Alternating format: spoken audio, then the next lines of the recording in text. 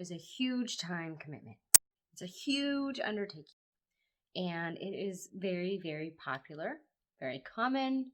So how do you know if you should do it or not? How do you know if it's right for you or not? Because taking on a big project like that is not for everyone.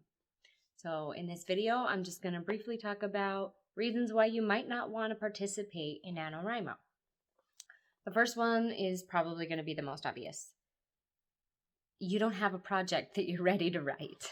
Maybe you're still in the very beginning stages where you're still kind of thinking through it all and you're just not ready to put it on paper.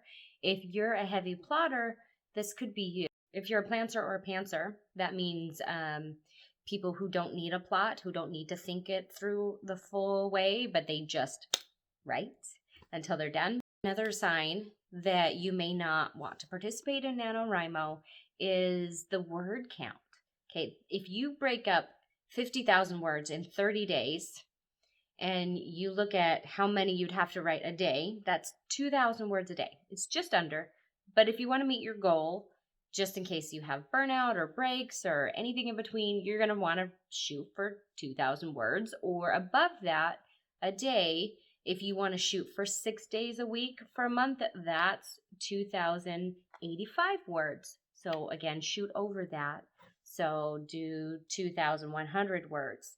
That's a lot of writing. That is a huge time commitment. It is a commitment on your wrists, right? It's taxing on your mind, all this kind of stuff. So if you have any signs of carpal tunnel, don't write that much. It's not worth ruining your writing career, not being able to finish the novel, whatever, because you've hurt yourself. So maybe you don't have a project that's ready. Maybe your wrist can't handle that kind of pressure.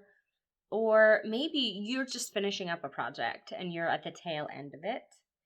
That would be a reason why not to. You aren't ready to write something because you're in the editing phase or the publishing phase or a different phase. And then also, if you're the kind of person that doesn't do well with word count goals or word sprints or things like that where you work well under pressure, then that's not for you. It's because that's all it is well, that's not all it is, but it's focused on word count goals and working well under pressure. So if that's not you, then just avoid it. I know sometimes when I try and force my writing, it actually sounds awful. I ruin the piece by forcing it. So that's something that I consider when I look into whether I want to participate in NaNoWriMo.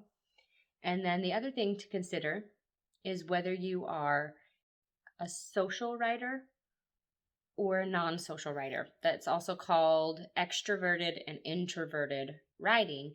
Do you like to write in large groups or do you like to write privately, alone, away from everybody? This isn't going to necessarily be a deal breaker, but there are a lot of groups going into NaNoWriMo. And so you're going to just want to know whether that's something that helps you write or it actually distracts you and pulls you away from your writing. I'm an extreme introverted writer. That means I don't do well typically in social settings. I don't write at the park. I don't write at the coffee shop. I tell my kids, okay, here's the movie. Bye-bye.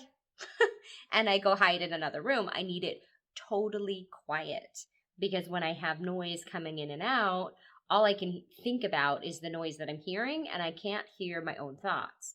And so for me, the social aspect of it, while fun, doesn't really help me get my word count goal in. So these are some reasons why maybe participating in NaNoWriMo this year isn't a good one for you. And just remember, if it's not working out for you in 2020, then there's next year's NaNoWriMo 2021, 2022. There's always other NaNoWriMos that you can do. It's not the end-all be-all if you don't participate this year. You just work throughout the year to get a project ready to the point where you're ready to write, and then you can try it again next year. And not every writer, honestly, participates in NaNoWriMo. A lot of them do, but not all of them. So you're not missing out on the cool kids party. Kind of feels like I'm missing out on the cool kids party when I don't participate, but really, you're not missing out on the cool kids party.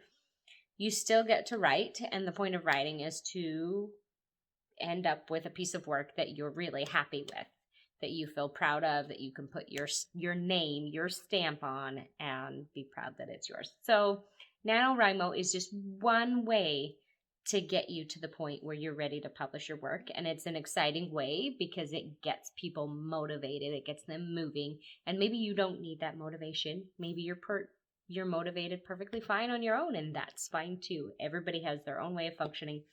So these are some ways that maybe NaNoWriMo isn't right for you, and that's fine. I personally planned on participating in NaNoWriMo. I made a survival kit video and I pulled out. I chose not to participate in NaNoWriMo at the very last minute. And so my final thing for why maybe NaNoWriMo is not right for you is your life circumstances. I could not commit to that time. My life is too crazy and it blew up. It's like November 1st hit and my life went boo. You have no free time. Well, all right, next month when everybody else is done. So for me, the better thing for my writing and for my mental health, because I have a busy month ahead of me, was to pull out of NaNoWriMo. And I'm happy with that decision. And I'm excited to participate in it another year or two when I'm ready. And I'm not going to push it. And I hope you guys won't push yourselves beyond. I hope you will push yourselves to your limit, but not beyond that. So thank you for joining me. I hope that you hit like and subscribe and hang out with me some more. Welcome to my channel.